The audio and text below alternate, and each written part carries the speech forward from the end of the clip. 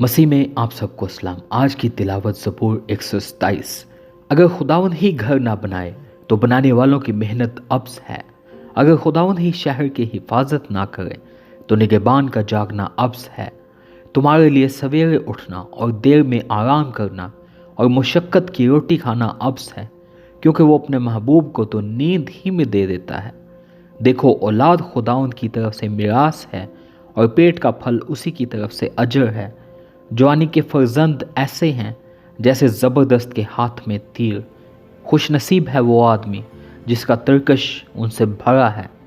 जब वो अपने दुश्मनों से फाटक पर बातें करेंगे तो शर्मिंदा ना होंगे। ज़बूर 128।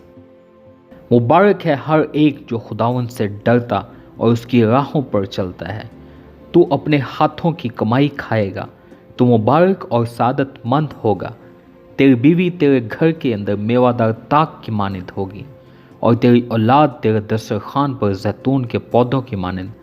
देखो, ऐसी बरकत उसी आदमी को मिलेगी जो खुदावंद से डरता है।